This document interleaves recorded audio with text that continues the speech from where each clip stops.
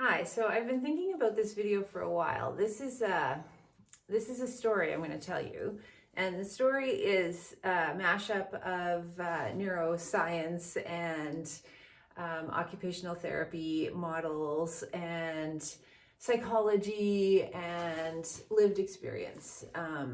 So I think I've posted before how I believe that each of us have inside of us three domains in occupational therapy thought, but this is reflected in all sorts of knowledge bases and spiritual practices and whatever. That there's our body, there's our mind, and there's our heart. And I would like to, in my story, say that those three parts of us are like the three legs of an easel, and so they're holding us up.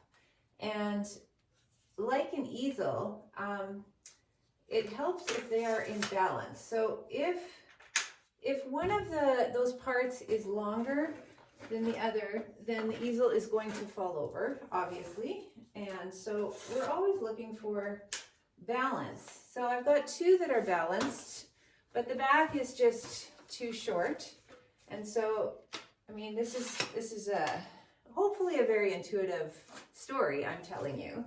So here it is, kind of balanced, and then I've brought a painting here to kind of illustrate the point. So here's a painting my daughter painted for me a long time ago, and it's like something that you can build on the easel. So the easel isn't the point, the painting is the point, and I would like to suggest in my story that our heart, our mind, our body are like our foundational team. They're our team, and like the easel, the point of the team is something beyond each of those and even beyond the sum of the parts. And I'd like to call that further member of the team, but maybe leader of the team, maybe the encompassing entity that is the point of the team. That's you.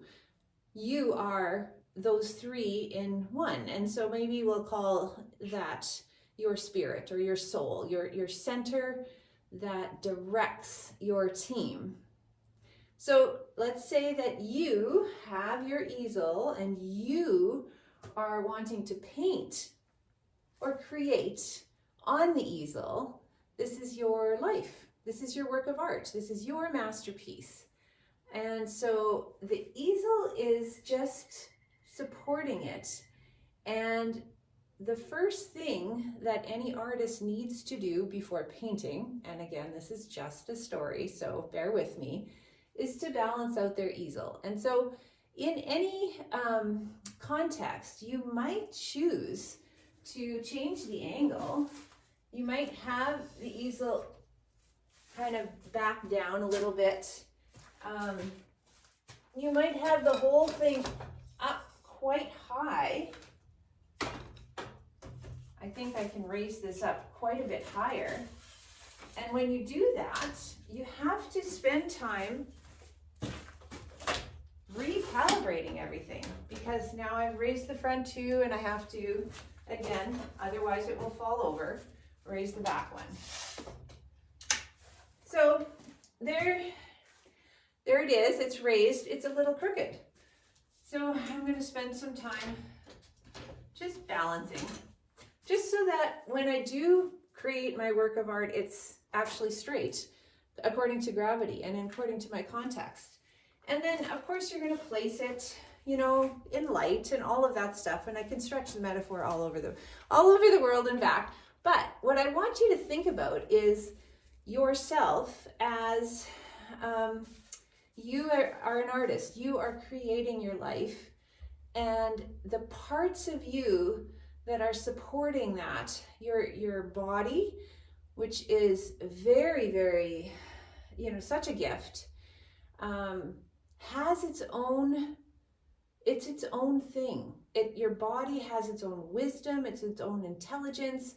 Every cell is unique to you. You have your DNA, you have your genetic makeup, You have your ethnicity, your gender, your sex, which is separate, your height, your weight, your eye color, your general appearance, but also your general health, which is very, very objective. It's very in the physical world. It's very real, and your body is, I would say, the most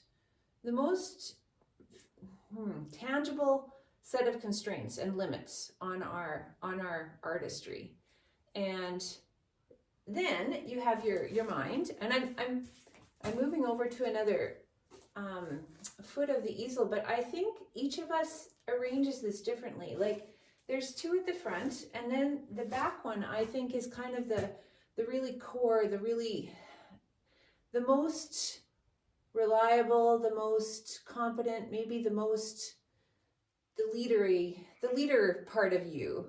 And I think each of us, and this is now from Enneagram thinking, each of us has a preferred leader of the three. So your body's wisdom might be your preferred go-to when you need information in a new setting. Your brain might be your preferred go-to. Maybe it is your most comfortable source of information, but your brain has different knowledge and different wisdom than your body.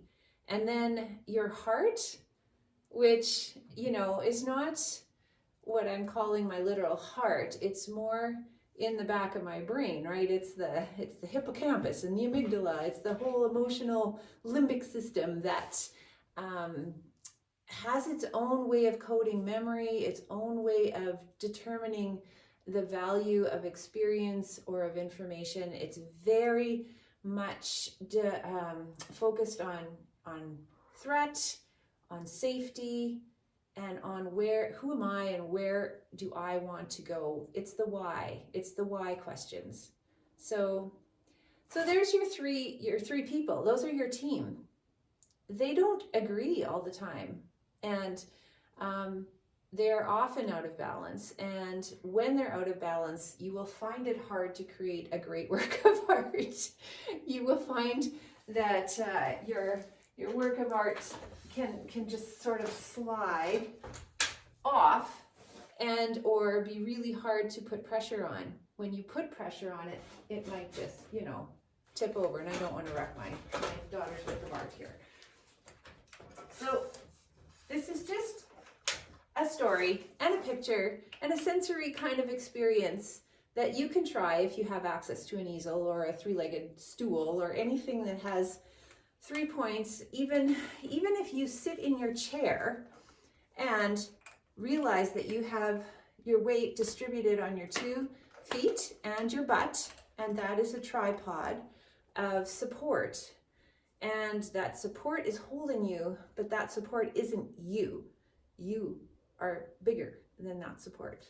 And that's where I'll leave it for now. That's a foundational concept I'm really working with One Hard Thing is, let's always start at the beginning with the task that is going to open up the most room for other tasks. And in my opinion, the most room is opened up when we start with balancing ourselves and also acknowledging that the competing agendas that are coming at us are they're all real, they're all valid, they're all important to pay attention to, but they might not agree with each other.